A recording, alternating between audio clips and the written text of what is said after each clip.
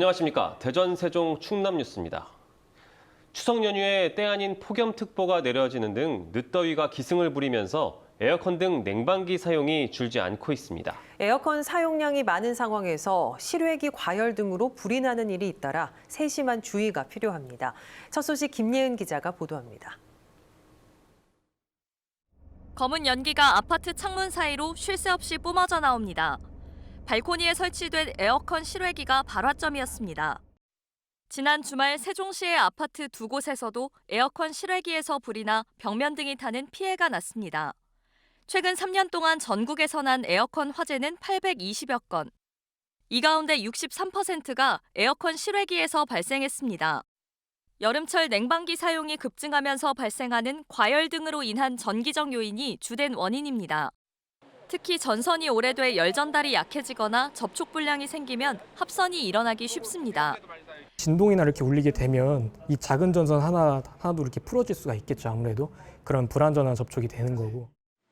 스탠드형 에어컨의 경우 주로 전선을 꼬아 실외기와 연결하기 때문에 합선으로 인한 불꽃을 일으킬 수 있어 더욱 주의해야 합니다. 꼬임 방식이 아닌 압착 슬리브 등 접속 단자를 활용하는 것이 가장 좋고요. 만약에 꼬임 방식을 활용한 경우에는 절연 테이프 등을 정기적으로 점검을 해요. 에어컨 가동 전에는 실외기실 환풍구를 반드시 열어두고 사용 전에 전선이 눌리거나 훼손된 부분은 없는지 수시로 확인하는 자세가 필요합니다. KBS 뉴스 김예은입니다. 오늘 낮 12시 30분쯤 태안군 근흥면 격비도 해상에서 조업을 하던 29톤 어선에 불이 났습니다. 이 불로 어선 전체가 탔고 승선원 8명은 인근에서 조업 중이던 어선의 도움으로 전원 구조됐습니다. 태안해경은 화재 진압을 마친 뒤 해양 오염을 막기 위한 방제 작업을 벌였습니다. 오늘 오전 6시 40분쯤 대전시 산성동의 한 상가 건물 4층에 있는 치과의원에서 불이 나 40여 분 만에 꺼졌습니다. 불이 날 당시 진료 시간 전이라 인명피해는 없었지만 연기가 퍼지면서 건물 안에 있던 9명이 긴급 대피했습니다. 경찰과 소방당국은 정확한 피해 규모와 화재 경위를 조사하고 있습니다. 전기차 화재가 잇따르는 가운데 이번에는 달리던 전기차의 시동이 갑자기 꺼졌습니다. 하마터면 큰 사고로 이어질 뻔했는데요. 부품과 연결된 접지선을 고정하는 볼트가 풀린 게 원인으로 추정됩니다. 백상현 기자입니다. 한 달여 전 출고한 기아의 신형 전기차 EV3입니다. 한창 도로를 달리던 차량의 시동이 신호음과 함께 갑자기 꺼집니다.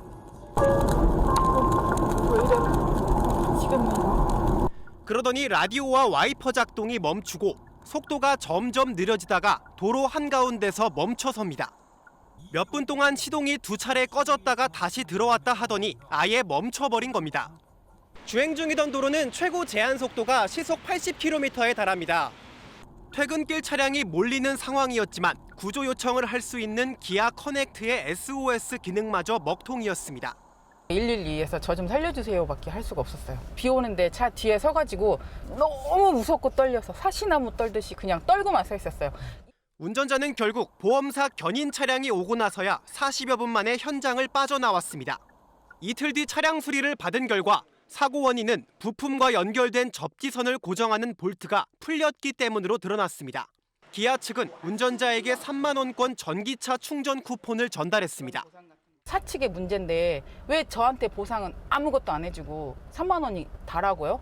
사고 원인과 관련해 기아 측은 구체적으로 어떤 접지선의 연결에 문제가 생겨 시동 꺼짐이 생겼는지는 알 수 없다고 설명했습니다. 또 조립 과정 문제로 추정된다면서 같은 차종에서 동일한 문제가 발생한 적은 없다고 밝혔습니다. 최근 3년간 한국교통안전공단에 접수된 주행 중 전기차 시동 꺼짐 신고는 46건에 달합니다. KBS 뉴스 백상현입니다. 오늘 오전 2시 30분쯤 서천군 서천의 구암리 한 단독주택에서 가정용 액화 석유가스가 누출돼 소방당국이 안전조치에 나섰습니다. 서천 소방서는 가스 누출로 인한 폭발과 인명피해는 없지만 추가 누출을 막기 위한 안전조치를 진행했다고 밝혔습니다. 소방당국은 이후 주택 소유주 등을 상대로 정확한 액화 석유가스 누출 경위를 조사할 예정입니다. 국민의힘 소속 이장우 대전시장과 민주당 국회의원들 간 갈등을 비롯해 지역 여야의 정쟁이 갈수록 격화되고 있습니다. 영시축제 평가 등 현안을 두고 사사건건 충돌하고 있는데 국정감사와 예산정국이 임박한 만큼 협치가 절실하다는 지적이 나옵니다. 성용희 기자입니다. 지난 4월 총선 직후 협의체 구성에 이견을 드러낸 이장우 대전시장과 민주당. 최근 영시축제의 평가를 두고도 날을 세웠습니다. 대전시의회 시정질문에서 축제 방문객이 잠정 200만 명이라는 대전시 발표에 민주당 의원이 문제를 제기했습니다. 제가 계산한 축제의 인원은 굉장히 넉넉하게 했지만 74만 5,196명이 나왔습니다. 이장우 시장은 즉각 반발하며 설전을 벌였습니다. 한여름밤의 축제인데 적어도 9일 중에 반 정도는 한번 12시까지 시연으로서 봐야 되는 거 아닙니까? 논란은 국회로도 번졌습니다. 대전 동구 민주당 장철민 의원이 국회 예결위에서 영시축제를 겨냥해 무책임한 행사에 제동이 필요하다고 지적하자 행정안전부가 대책을 추진하겠다고 밝혔습니다. 여기에 대전시가 신교통수단 관련 학술대회를 대구 지역 국회의원과 개최하면서 지역의원 배제 논란이 불거졌고 국민의힘과 민주당은 번갈아 논평을 내며 난타전을 벌였습니다. 사실상 협치가 실종된 상황. 그러나 당장 다음 달 지자체에 대한 국정감사가 예정돼 있고 이후에는 정부 예산안 심사도 시작됩니다. 좀 목소리도 일관되게 나오고 또 그러한 협력을 통한 시너지가 나와야 되는 시점이 아닌가 이렇게 생각을 하는 거죠. 이러한 중요한 시기에 굉장히 실용적인 관점이 굉장히 중요하다. 트램 착공과 보문산 개발 등 지역 현안이 산적한 가운데 여야가 정쟁에 몰두해 협치의 골든타임을 놓치고 있다는 비판이 커지고 있습니다. KBS 뉴스 성용입니다. 국방기술진흥연구소 소속 신설 조직인 국방반도체 사업단이 방위사업청 대전청사에서 출범식을 열고 본격적인 운영에 들어갔습니다. 국방반도체 사업단은 무기체계 전문가와 반도체 전문가 등으로 구성됐으며 국방반도체 기술 자립과 국내 생산 역량 확보에 나설 계획입니다. 현재 국내 무기체계에 사용되는 국방반도체는 대부분 수입에 의존하는 상황으로 반도체 공급망이 불안정할 경우 안보에 위협이 될 수 있다는 지적이 나오고 있습니다. 대전 대덕구의회가 연달아 의장 선출에 실패하며 원 구성이 늦어지자 주요 공공시설의 민간 위탁 동의안 처리도 지연돼 운영에 차질이 우려됩니다. 여론의 따가운 눈초리에 대덕구의회는 다음 주 다시 의장 선출을 시도하지만 결과는 장담할 수가 없습니다. 황정환 기자가 보도합니다. 대전 대덕구가 민간에 위탁해 운영하는 청소년 어울림센터입니다. 3년 단위의 위탁 계약이 오는 12월 종료돼 그 전에 새로운 수탁자를 모집해야 합니다. 대덕구는 이달 안에 구의회 동의를 받아 다음 달 수탁기관 모집 공고를 낼 예정이었지만 아직 원 구성이 되지 않아 동의안 처리가 어려운 상황입니다. 계속 지연되면 모집 공고와 수탁법인 선정 등 후속 절차도 늦어져 센터 운영에 차질이 생길 수도 있습니다.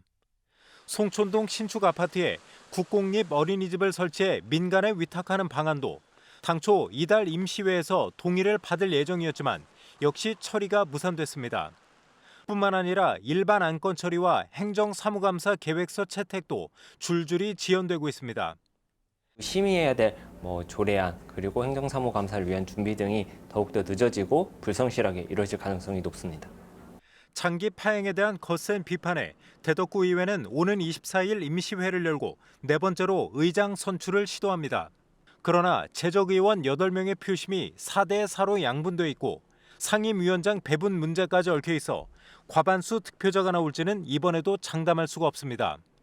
이런 상황에도 대덕구 의회는 공석인 의장 명의로 조례안을 입법 예고했다가 시민단체의 지적을 받고 삭제하는 등 의회 운영에도 혼선을 빚고 있습니다.